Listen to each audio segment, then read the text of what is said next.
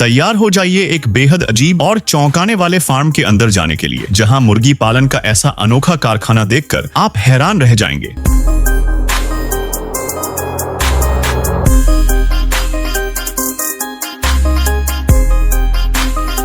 इस विशाल फार्म की कार्य प्रणाली की शुरुआत होती है इंक्यूबेशन सेंटर से। यहाँ सबसे पहले अनुभवी कर्मचारी फर्टिलाइज्ड अंडों को बड़ी सावधानी से चुनते हैं। ध्यान रखा जाता है कि अंडे बिल्कुल साफ और बिना दाग के हों। इसके बाद एक खास ऑटोमेटिक मशीन आती है जो वैक्यूम सक्शन यानी हवा के दबाव से काम करती है। यह मशीन बहुत ही सावधानी से हर अंडे को उठाकर बिल्कुल सही तरीके से इंक्यूबेशन ट्रे पर रख देती है।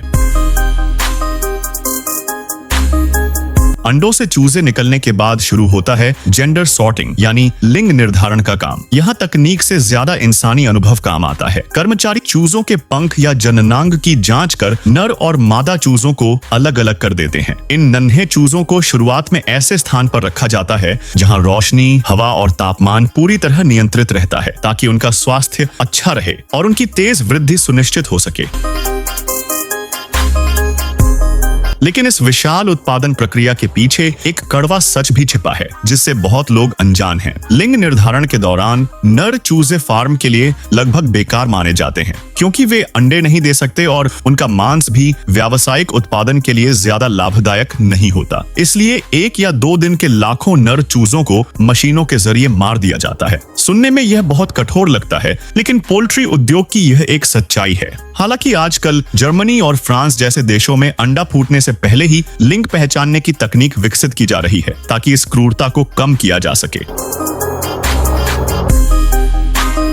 जब मुर्गियां थोड़ी बड़ी हो जाती हैं, तो उन्हें बड़े खुले मैदान में छोड़ दिया जाता है। उनके लिए विशेष आश्रय होते हैं, लेकिन दिन का अधिकतर समय वे खुले में घूमती हैं। वहां वे घास, छोटे कीड़े और प्राकृतिक दाना खाकर बढ़ती हैं। हालांकि इस पद्धति में एक बड़ी चुनौती होती है, बायोसिक्योरिटी यानी जैव सुरक्षा। खुले में रहने के कारण वे जंगली पक्षियों या चूहों के संपर्क में आ सकती हैं, जिससे खतरनाक बीमारियों का खतरा बढ़ जाता है। इसलिए पूरे फार्म की कड़ी निगरानी की जाती है। लेकिन इस तरीके से पली मुर्गियों का मांस और अंडे स्वाद और पोषण में बेहतर माने जाते हैं।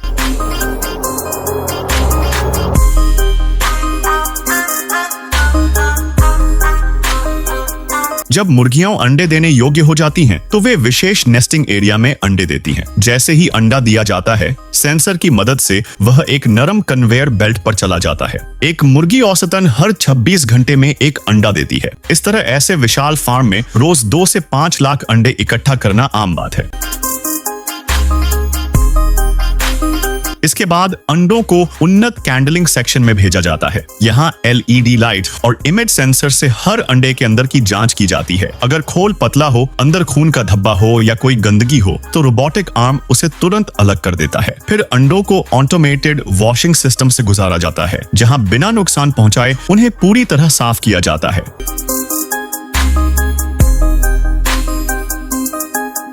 उसके बाद वजन मापकर साइज के अनुसार पैकिंग के लिए भेज दिया जाता है। यहाँ सिर्फ साबुत अंडे ही पैक नहीं होते, बल्कि स्वादिष्ट रोल्ड ऑमलेट भी बनाए जाते हैं। हर घंटे हजारों अंडे तोड़े जाते हैं। जर्दी और सफेदी को अलग या मिलाकर मसालों के साथ मिक्स किया जाता है। फिर इस तरल मिश्रण को गर्म कन्वेयर बेल्ट पर डाला जाता है, जहाँ 160 से 180 डिग्री सेल्सियस तापमान पर पकाकर रोल का आकार दिया जाता है। अंत में इन्हें ठंडा कर वैक्यूम पैक किया जाता है। दूसरी ओर मांस के लिए निर्धारित मुर्गियों को पूरी तरह इंडोर चेन सिस्टम से प्रोसेस किया जाता है। पहले उन्हें हुक पर टांगा जाता है और गर्म पानी में डुबोया जाता है, ताकि पंख आसानी से निकल सकें। फिर विशेष मशीनों से शरीर की सफाई की जाती है। अत्यंत तेज ब्लेड माइक्रो स्तर पर काम करते हैं, जिससे बाकी हिस्सों को नुकसान नहीं होता। आपके पसंदीदा ब्रांड जैसे कि FC का फ्राइड चिकन भी यहीं से शुरू होता है। मुर्गियों को पकड़ने के लिए अब दौड़ भाग नहीं करनी पड़ती। ऑटोमेटेड हार्वेस्टिंग मशीनें उन्हें बिना तकलीफ के बेल्ट पर रख देती हैं।